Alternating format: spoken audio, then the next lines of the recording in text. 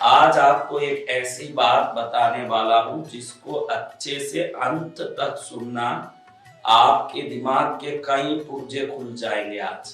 इसलिए अच्छे से सुनना मेरी बात, बहुत जरूरी बात ही है। अभी किसी व्यक्ति को पूछता हूं, वो कहता है कि मेरा तो कोई किसी का कर्ज है ही नहीं, बाकी मैं किसी से कर्ज लिया ही नहीं। कर्ज सिर्फ पैसे का ही नहीं होता है। हमारे माँ बापों ने जितने सपने हमारे लिए देखे, वो जब हमको जन्म दे के बड़ा करते हैं तो उसके साथ साथ ही उनके कुछ सपने होते हैं कि मेरा बेटा मेरे लिए ऐसे करेगा, मेरा परिवार मेरे लिए ऐसे करेगा। गुरुओं के प्रति हमारा कर्ज, भगवान और कुल देवता इष्ट देवताओं ने जो कृपा की उसके प्रति हमारा कर्ज, अनेकों कर्ज है। ये आसपास में जितने कुत्ते बिल्ली घूम रहे हैं ना, ये भी कुछ मन में अपनी इच्छाएं लेके घूम रहे हैं कि ये घर वाला कुछ डालेगा, ये घर वाला मेरे लिए कुछ करेगा।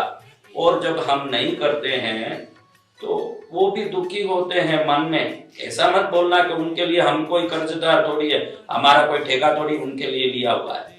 उनकी अपेक्षा पूरी नहीं हो और वो दुखी होते हैं तो वो दुख के कारण हमको ही तकलीफ देते हैं, भले ही आप कर्जदार हो ना हो। इसको देव ऋण, पितृ ऋण, ऋषि ऋण यानी गुरु ऋण, भूत ऋण, भूत यानी जितने इस धरती में जीव राशि है हमारे प्रति कोई अपेक्षा रखते हैं। आज एक बात आपको बताऊं कि इन सब से बाहर निकलने के लिए क्या दुख हमको परेशान कर रहा है हमको ही मालूम नहीं है। हमको मालूम नहीं है कि किस दुख के कारण हम कर्जदार हुए हैं, किस दुख के कारण हमारे काम नहीं हो रहे हैं, किस दुख के कारण हमारी प्रमोशन, प्रोग्रेस, डेवलपमेंट, लाइफ में बेटरमेंट नहीं हो रहा है। आपने एक जीव के बारे में कभी नहीं सोचा होगा। आपको उस जीव के बारे में आज बताना चाहता हूँ। कोई उस जीव की शक्ति को जानता तक नहीं है। मुझे आज लगा कि मैं इस बारे में बोलना जरूरी है, क्योंकि उस जीव के बारे में लोगों ने कोई बड़ा सा कोई विशेष श्रद्धा या ज्ञान नहीं प्राप्त किया। वो जीव है कौवा। आपको पूछता हूं कि कभी कौवे को आपने मरे पड़े कहीं देखा है जिंदगी में? अगर कोई बिजली के तार पर अड़ गया और मर गया वो बात अलग, वो एक्सीडेंट है। कोई टैंक में गिर गया पानी में और मर गया अलग बात है। कोई गाड़ी में चलते समय आगे आके उड़ते हुए टकरा गया और मर गया, ऐसे कई मर के गिरा देख सकते हो आप। विश्व में कोई भी आदमी कौवे का नेचुरल मौत नहीं देखा हो सकता है। इसका रहस्य क्या है? दूसरा, कौवे का संभोग किसी ने देखा है कभी? आप इस जीव कितने पक्षियां हैं, तोते हैं, चिड़िया है, मैना है, कितने जीव हैं, उन सबको चिड़िया को संभोग करते हुए आप कहीं भी देख सकते हो। तो कहीं भी संभोग करते हैं कुत्ते, बिल्ली, गाय, गधे, संसार के सभी प्राणी खुले में संभोग करते हैं, क्योंकि वो पशु हैं, वो तिर्यंच हैं, उनको विवेक नहीं है, वो कहीं भी खुले में संभोग करते हैं। आप पूरे जीवन में कभी कौवे को संभोग करते देखे हो? आप बोलोगे कि हम तो सिटी में रहते हैं। मैं सिटी में नहीं रहता हूँ भाई, मैं तो कृष्णगिरी वो धाम में रहता हूँ। पूरा प्राकृतिक है, कौवे ही कौवे हैं। रोज हम कम से कम 10,000 कबूतरों को कम से कम रोज दाना डालते हैं। 100 किलो का 2 बोरा हमारी तरफ से रोज कबूतरों को डाला जाता है। इतने पक्षियां हमारे पास है। कबूतर का भी संभोग आप खुले में देख सकते हो। कौवे को ना तो आप मरते देख सकते हो, कौवे को ना तो आप संभोग करते देख सकते हो। कौवा है क्या चीज? इस संसार में कोई नहीं जानता। वो रहस्य आज आपको बताऊं ताकि आप श्रद्धा से मैं जो उपाय बताने वाला हूं इसको आप अच्छे से कर सको। एक बात आप ध्यान रखो, आपके पूर्वजों के कितनी भी पीढ़ी पहले हुए हो, आपका 1000 पीढ़ी, 100 पीढ़ी, 50 पीढ़ी पहले हुए पूर्वज, 6 पीढ़ी पहले हुए पूर्वजों का भी पता नहीं होगा। ज्यादा से ज्यादा दादा परदादा का पता होगा, लेकिन उसमें कोई भी एक चैन टूट जाता बीच में तो आप आज रहते नहीं। उस चैन के कंटिन्यूएशन ही आप हो। 1000 पीढ़ी पहले कोई पूर्वज ने सोचा हो कि मुझे ये काम करना है और वो काम अधूरा रह गया, तो वो पूर्वज भी एक जन्म लेके भटकता है, उसकी कामना भी अंश बन के आपके जन्म का कारण बनता है। वो आत्मा भी स्वयं एक जन्म लेता है कामनाओं के कारण।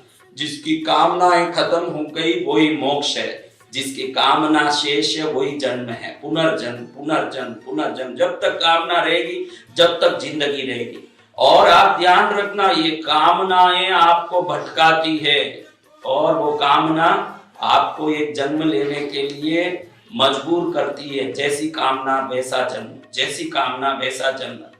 आपने नंदन मणिकार की कहानी सुनी होगी। बहुत बड़ा तालाब बनाया उसने और रात दिन उस तालाब पर ही आसक्त रहता था। बहुत बड़ा सेठ था, 100 दुकान थे उसके मगध राज्य में। लेकिन जब मरा तो मेंढक बन के उसी तालाब में जन्म लिया, क्योंकि उसकी आसक्ति ने उसी जगह पहुंचाया जैसा उसका भाव था। आप ध्यान रखो, दो चीजें एक साथ घटती है। आपकी कामनाएं आपको और एक जन्म के लिए मजबूर करती है। आपकी कामनाएं ही आपके संतान के रूप में अंश बन के भी जन्म लेती है। आप भी जन्म लेते हो, ये तो एक बात है, लेकिन आपकी कामना ही पुत्र उत्पत्ति का कारण बनता है। वो कारण आपकी कामनाओं को, मेरा बेटा, मैं नहीं किया तो क्या वो धंधा मेरा बेटा करेगा। आज लोग खुले बोलते हैं, मैं डॉक्टर नहीं बना तो क्या मेरा बेटा बनेगा, मैं इंजीनियर नहीं बना तो क्या मेरे बेटे को पढ़ाऊंगा। आपकी कामना का अंश आपके बच्चे होते हैं। जब वो कामना पूरी नहीं होती है तो उनका ऋण होता है।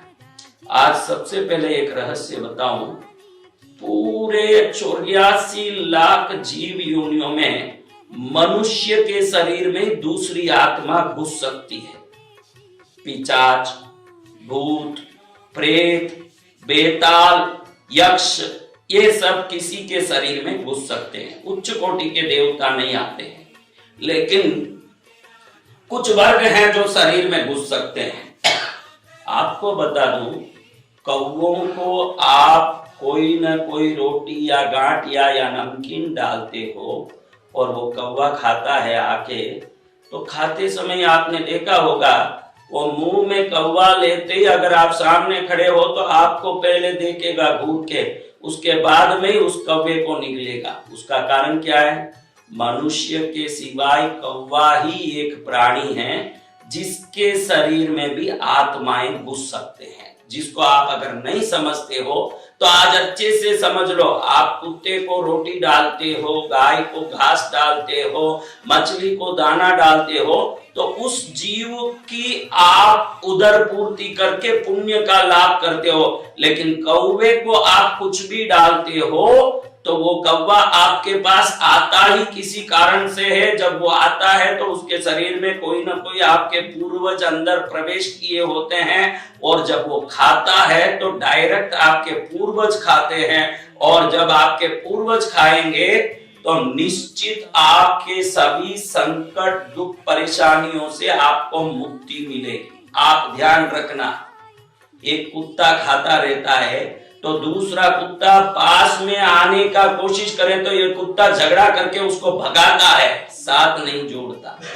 एक गाय घास खाता है, पास में कोई गाय आ जाए तो उसको खाने नहीं देता है। संसार के सभी प्राणी अपना ध्यान लगाते हैं, लेकिन कौवे को आप कुछ भी डालोगे तो वह का का आवाज लगा के अपने पूरे समाज को एकत्रित करेगा, क्योंकि मनुष्य की तरह ही समाज में जीने की बुद्धि लगाने वाला अगर कोई प्राणी है तो वो कौवा है। और वो कौवा कहीं एक्सीडेंट में, कहीं टैंक में गिर के, कहीं बिजली के तार में पड़ के मर भी गया, तुरंत देख सकते हैं कि हजारों कौवे वहां एकत्रित हो जाएंगे और सब कौवे चिल्लाने लगेंगे जोर जोर से, का अपने रिश्तेदार का दुख मनाने का जो गुण है वो मनुष्य की तरह कौवे में होने से, मनुष्य की तरह सामाजिक प्राणी होने से, उसमें भगवान ने वो शक्ति दी है कि आपके पूर्वज उसके शरीर में आ सके। आप अपने घर में अगर कौवों को दाना डालते हो, गांठिया, नमकीन, रोटी, और नहीं आ रहा है, दूसरे कोई कबूतर, तोते, चिड़िया आ जाते हैं तो भी आप लगातार डालते रहो। एक दिन देखोगे कि कुछ संदेहास्पद कौवा आके आपका घर के ऊपर बैठ के आवाज लगा रहा है, फिर धीरे धीरे आपको देख रहा है, कौवा एक ही एक प्राणी है, बाकी आप कबूतर को दाना डालो, चिड़िया को, मैना को, तोता को दाना डालो, वो दाना को देखेगा। लेकिन कौवा एक ही ऐसा है जो मुंह में जो दिया वस्तु उसको लेके आपको देखेगा, और कौवा आपको अच्छे से देखेगा। जिस समय आप हंसोगे तो खुश होके खाने लगेगा, क्योंकि कौवा ही दूसरी आत्मा को भी शरीर में झेलने का ताकत रखने वाला बहुत विशिष्ट प्राणी है, विशिष्ट शक्ति है। इसलिए आप किसी भी परेशानी में हो, चाहे जैसी परेशानी, आपकी कुलदेवी की पूजा सफल नहीं हो रही है, आपके किए हुए जब तक सफल नहीं हो रहे हैं, आपके किए हुए मेहनत सफल नहीं हो रहे हैं, आंख बंद करके कौवे को गांठिया, नमकीन, रोटी जो वो खाना चाहता है, मैंने कई बार बताया है कि गरम गरम चावल में थोड़ा सा घी डाल के, तिल डाल के, थोड़ा हल्दी डाल के जो खिला देता है, 9 ग्रह, 900 पीढ़ी के पूर्वज और घर के सभी देवता के साथ 500 ऋण चुक जाते हैं ऐसे करने से। चावल में थोड़ा सा घी डाला, घी, थोड़ा सा हल्दी डाला और तिल डाला, उसको अच्छे से मिश्रित करके एक पत्तल में रखना चाहिए कौवे का आहार। कौवे का आहार कभी जमीन पर नहीं डालना। कई लोग ऐसी गलती करते हैं, आप भूल जाते हैं कि उसके अंदर कोई विशिष्ट आत्मा प्रवेश करके हमारे घर की ओर आई है और वो सोच रही है कि मेरे परिवार वाले मेरा सम्मान करेंगे। कई लोग कौवों को नीचे जमीन पर आहार डाल देते हैं। आपने देखा होगा, मैंने पहले जैसे बताया, कौवा मरा हुआ नेचुरली कहीं गिरा हो, आपने देखा ही नहीं होगा जीवन भर, आज तक आपने सोचा तक नहीं होगा ये कैसे होता है। जब बुढ़ा होता है कौवा, एकदम उसको मालूम पड़ जाता है कि अब मेरा अंतिम समय है, तुरंत वो जिस शहर में, जिस गांव में, जिस जगह में रहता है, वहां से उड़ के एकांत में जाता है। बिल्कुल जब उसका अंत समय आ जाता है, फिर वहां जाके वो अपना घोंसला बनाता है खुद के लिए। उस घोंसले में जीवित ही बैठ जाता है। आप जंगलों में जाओगे तो ऐसे घोंसलों में जीवित बैठ के मरे हुए कौवे बहुत जंगल में मिलेंगे, क्योंकि मनुष्य ऋषि बन के, साधु बन के जो जीवित समाधि लेता है, उसके अलावा कौवा ही एक प्राणी है जो जीवित समाधि लेता है। उसको मालूम पड़ जाता है कि अब मैं मरने वाला हूं, उसके पहले ही वो घोंसला अपना एकांत में बनाता है। जाके आप जंगलों में कहीं देखोगे तो बैठ के जो ऋषि मुनि संत ज्ञानेश्वर जैसे महापुरुष जीवित समाधि लिए, वैसे खड़े बैठे अवस्था में प्राण छोड़ने वाला अगर 84 लाख जीव योनि में कोई प्राणी है तो वो कौवा है। उसमें इतना विवेक है कि मैं खड़ के बैठ के प्राण छोड़ूंगा तो ही मेरी ऊर्ध्व गति होगी, ये वो तिर्यंच होके भी जानता है। वो ऐसे बैठ के ही प्राण छोड़ता है। जो एक्सीडेंट में मर गए वो कौवे को छोड़ के बाकी सभी कौवे मरने के पहले कहीं ना कहीं ठिकाने लगाते हैं। गूगल में देखोगे और एनसाइक्लोपीडिया में देखोगे तो कौवों का उम्र 15 साल बताया है। आप शास्त्रों को देखो और कौवों को बराबर ध्यान से देखोगे तो आपको मालूम पड़ेगा कौवा 300 वर्षों से ज्यादा जीता है और उसको कोई भी मरा हुआ देख नहीं सकता। वो अपना मौत को खुद तय करता है कि मुझे कब मरना है, उस जगह जाके घोंसला बना के मरता है। और सामूहिक रूप से रहने वाला कौवा मनुष्य की तरह ही शर्म, लाज, विवेक रखता है, किसी के सामने संभोग करता नहीं है। और कौवे में जितने विशिष्ट गुण हैं ईश्वर ने जो दिए, और उसका रंग जो है काला, ये काला रंग मनुष्य प्राणी के लिए भय मुक्त करने वाला, शत्रु के दुखों से मुक्त करने वाला, ऋण कर्ज से मुक्त करने वाला बनता है। काले वर्ण को उपयोग करने वाले या काले वस्तुओं के इर्द गिर्द रहने वालों के डर भय खत्म हो जाते हैं। इसलिए अघोरी लोग, तांत्रिक लोग अधिकतर काले वस्त्र पहनते हैं, क्योंकि वो उनका कर्म ही निर्लज्ज कर्म होता है, उसमें लज्जा काम नहीं आती। हम जैसे संत लज्जा के साथ जीवन जीते हैं, वो लोग निर्लज्ज होते हैं। और जहां निर्भय होना होता है वहां काले का उपयोग ज्यादा होता है। इसलिए आपको मैं बता दूं कि कौवा एक ऐसा प्राणी है, जब भी आपके घर के पास आता है, शायद आपके पूर्वजों का माध्यम बन के वो आपके घर की ओर आता है। आप किसी भी कष्ट में हो, बच्ची की शादी नहीं हो रही है महाराज, खुद का घर नहीं हो रहा महाराज, मेरा काम नहीं हो रहा महाराज, ये रहस्यमय वीडियो को अच्छे से समझ लो, कौवों की विशिष्ट ताकत को अच्छे से समझ लो, थोड़ा सा नमकीन, गांठिया हम लोग बोलते हैं, गांठिया ही सब जगह बोलते हैं, गांठिया कौवा अच्छा खाता है, क्योंकि गांठिए का जो तिकास और रंग वगैरह है वो आपको गुरु बल बढ़ाने वाला, शनि की ताकत को घटाने वाला होता है, इसलिए गांठ या नमकीन आदि दे सकते हैं, क्योंकि अधिकतर नमकीन बेसन से बनते हैं और बेसन की चीज देने से गुरु बल बढ़ जाता है बहुत अच्छे से। तो आप, मैंने जैसे बताया, एक हरे पत्तल में, केले के पत्तल में या कोई सूखे पत्तल में गरम गरम चावल उबाल के, गरम गरम चावल बना के, चावल में थोड़ा घी डाल के, तिल डाल के, हल्दी का थोड़ा पाउडर डाल के उसको मिश्रित करके रखो, कौवा प्रेम से खाता है। इसमें सफेद में चंद्र और शुक्र है, हरे पत्तल में बुध है, तिल में शनि है, पीले में गुरु है, नमक में बाकी सब शक्तियां जितनी संसार की। तो इसको आप डालोगे, थोड़ा सा नमक डालना, बगैर नमक का चावल समझ के ही बनाना। चावल में नमक 1% जो रेगुलर डालते, खाली 1% डालना, नाम के लिए, ग्रह बल के लिए। नमक बगैर ही समझना उसको, नमक तो खाली एक छोटा सा तिनका जितना डालना। इसको अमावास से शुरू करना चाहिए और संकल्प करना चाहिए कि आप इस कर्म को छोड़ेंगे ही नहीं। सुबह उठा, नहाया धोया, पहले कौवे को दाना दिया, फिर पितरों को प्रणाम किया, बाद में घर में मंदिर में पूजा करना चाहिए। जो सीधा देवताओं की पूजा करते हैं उनकी पूजा अधिकतर पितरों और बाहर की शक्तियां खींच लेती है। पहले कोई भी पशुओं को, प्राणियों को दान, उसके बाद पितरों को, पूर्वजों को, माता पिता को प्रणाम, उसके बाद भगवान और देवताओं के पास जाना चाहिए। ये शास्त्र की विधि है। इस प्रकार से विधिवत अगर अमावस से चालू करके कौवों को कोई ना कोई रोटी डालो, चाहे मेरा बताया हुआ डालो, कुछ भी डालो, लेकिन कौवा आपको देख के जो खुश होता है, आप समझ लोगे कि इसमें कोई विशिष्ट शक्ति प्रवेश करके मुझे आशीर्वाद दे रही है। कोई 3 पीढ़ी पहले के पूर्वज, कोई 4 पीढ़ी पहले के पूर्वज, कोई आपके दादा दादी, कोई भी अतृप्त हो, उनकी अतृप्ति समाप्त होके आपके घर में शांति और सुख प्रकट होते आप देख सकोगे। इस वीडियो को बनाने के पीछे मेरा एक ही उद्देश्य था, कौवों की विशिष्ट शक्ति के बारे में आप समझें। ना तो उसको मरते आप देख सकते हो, ना आप उसको संभोग करते देख सकते हो, ना उसको स्वार्थी बनते देख सकते हो। उसमें जो गुण है वही गुण उसको दैविक शक्तियों को शरीर में प्रवेश करने अनुमति देता है। ऐसे दैविक शक्तियों का माध्यम बनने वाले कौवा विश्व का एक ही मनुष्य के अलावा ऐसा प्राणी है जिसके शरीर में दिव्य शक्तियां अंदर प्रवेश करती है। वो आपके पूर्वज हो सकते हैं, कोई भी दिव्य शक्ति, जैसे मनुष्य के शरीर में अनेक आत्माएं घुसती है, कोई परेशान भी करती है, कोई आशीर्वाद भी देती है, वैसे कौवों में भी विशिष्ट शक्तियां घुसती है।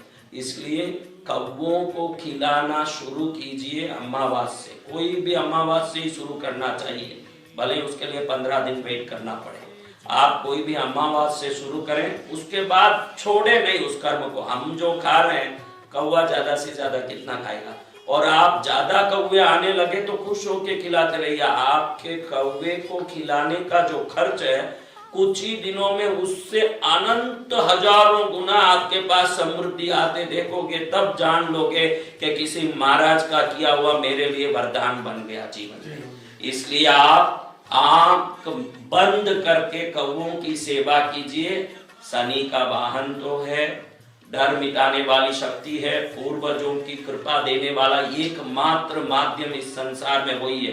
कौवे के सिवाय किसी भी माध्यम से आप पूर्वजों को खुश नहीं कर सकते, और जब तक आपके पूर्वजों का ऋण नहीं चुकाओगे, चाहे जितना दान धर्म भक्ति पूजा करके आप संसार में कुछ प्राप्त नहीं कर पाओगे। इसलिए कौवों को खिलाइए, शुरू कीजिए आज से एक शुभ काम। उसमें प्राणी का भी कल्याण होगा, आपका भी कल्याण होगा, आपके हर काम सिद्ध होंगे। जय मां पद्मा।